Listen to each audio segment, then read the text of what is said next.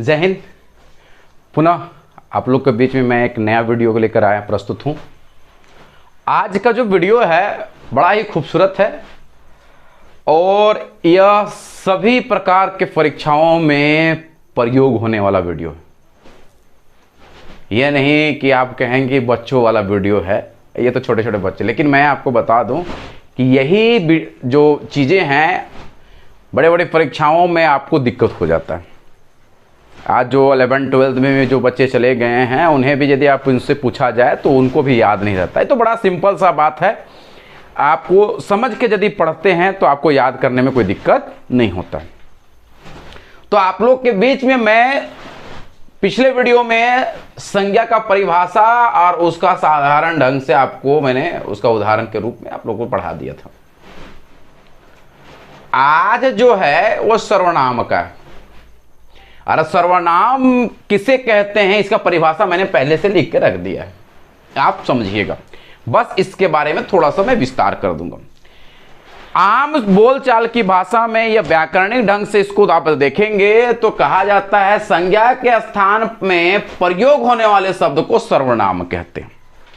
अब संज्ञा क्या है भाई? आप यदि एक चीज गौर करेंगे कि सर्वनाम को यदि हम इसको टुकड़ों में बांटेंगे तो सर्वजोड़ नाम होता है। क्या होता है? सर्वजोड़ नाम। अर्थात संसार में सब कुछ का कोई एक नाम है, लेकिन सर्वनाम में क्या है? इस नाम के जगह पर इसका प्रयोग होगा। सर्वनाम का मतलब नाम को अब हटा देना है और नाम के जगह पर दूसरे शब्द का प्रयोग करना है। जैसे संजय है तो यह संजय के जगह पर संजय क्या करेगा? कहेगा कि मैं।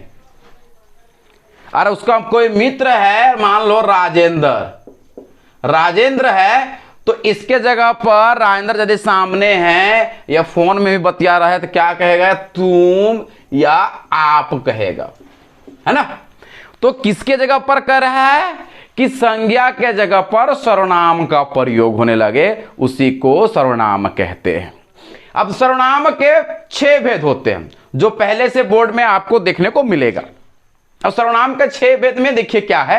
पहला है पुरुषवाचक, दूसरा है निश्चयवाचक, तीसरा है अनिश्चयवाचक, चौथा है संबंधवाचक, पांचवा है प्रश्नवाचक और छठा है निजवाचक। अब एक एक करके इसको हम लोग समझेंगे। समझ में आ रहा? तो पहले चलते हैं पुरुषवाचक में। पुरुषवाचक सर्वनाम में कहा जाता है कि कोई भी व्यक्ति हो, चाहे वो स्त्री हो चाहे वो पुरुष हो, कोई भी व्यक्ति हो, स्त्री या पुरुष के नाम के बदले में, स्त्री या पुरुष के नाम के बदले में यह प्रयोग होता है। ये क्या होता है? प्रयोग होता है। तो कैसे भैया? तो समझिएगा। पुरुषवाचक को 3 भागों में विभाजित किया गया है। 3 भागों में विभाजित किया गया है। किसमें? तो देखिएगा किसमें प्रयोग किया गया है। तो इसको जो है ये उत्तम पुरुष, मध्य पुरुष और अन्य पुरुष के रूप में किया गया। ठीक है? तो उत्तम पुरुष में कौन सा आएगा, मध्य पुरुष में कौन आएगा, अन्य पुरुष में क्या आएगा, इसको समझ लीजिए। तो उत्तम पुरुष में अपने लिए जब प्रयोग करेंगे हम, जैसे मैं, मेरा, हमें, ऐसे शब्द जहां आएगा वहां पर उत्तम पुरुष, जैसे मैं, मेरा, मुझे, हमें, ऐसे चीज का प्रयोग किसमें होगा? उत्तम पुरुष से। अब मध्य पुरुष में क्या होगा? तो मध्य पुरुष में तू, तुमने, तुमसे, इस प्रकार के शब्द जो हैं वो क्या आएंगे? मध्य पुरुष में। और अन्य पुरुष में आप, आपसे, वे, ऐसे शब्द जो हैं वो किस में आएंगे? अन्य पुरुष में। तो आप इसको समझ गए। पुरुषवाचक में क्या है कि स्त्री हो या पुरुष, उसके स्थान पर प्रयोग जो होता है उसे हम पुरुषवाचक कहते हैं। ठीक है, तो यहां तक आप लोगों ने देख लिया। आगे देखते हैं निश्चयवाचक। इसी को अंग्रेजी में आप यदि कहेंगे तो इसको क्या कहेंगे, डिफिनिट वर्ड का प्रयोग करते हैं ना। डिफिनिट मतलब एकदम है भैया, इसमें कोई किंतु परंतु नहीं है। इसका परिभाषा देखिएगा तो कोई वस्तु या व्यक्ति, कोई वस्तु या व्यक्ति, चाहे वो दूर में हो चाहे सामने हो, चाहे वो दूर में हो या सामने हो, और उसका संकेत, उसके बारे में सही सही जानकारी हो जाना, एकदम संकेत सही मिलता है कि अच्छा वो फलनवा है, वो ढकनवा है, एकदम उसमें कोई किंतु परंतु नहीं होना चाहिए। ऐसे जगहों में जब होता है प्रयोग तो वहां पे निश्चयवाचक होता है। जैसे कि यदि देखेंगे आप तो यह मेरा पुस्तक है, वह तुम्हारा किताब है, वह तुम्हें पसंद है, वह तुम्हें पसंद नहीं है, एकदम निश्चितता की बात होती है ना भाई। तो जैसे वह मेरा पुस्तक है ना, वह मेरा पुस्तक है, ये एकदम निश्चित है, कहीं किंतु परंतु नहीं है। वह मेरा कलम है, वह मेरा कलम है, ये पूरा निश्चित है कि भाई कलमा जो है, पेनवा जो है उसी का है या इसी का है ना। तो ऐसे शब्द जो वाक्य होते हैं जहां पर, वहां पर निश्चयवाचक होता है। चलिए, इसी का है और निश्चयवाचक जिसमें निश्चितता नहीं होती है। अच्छा, क्या जैसे थोड़ा, ऐसे शब्द जहां है उसमें कोई निश्चितता नहीं। थोड़ा में क्या होता है, कितना रे भैया, इतना कि इतना का, थोड़ा का क्या मतलब है ना, थोड़ा, है ना।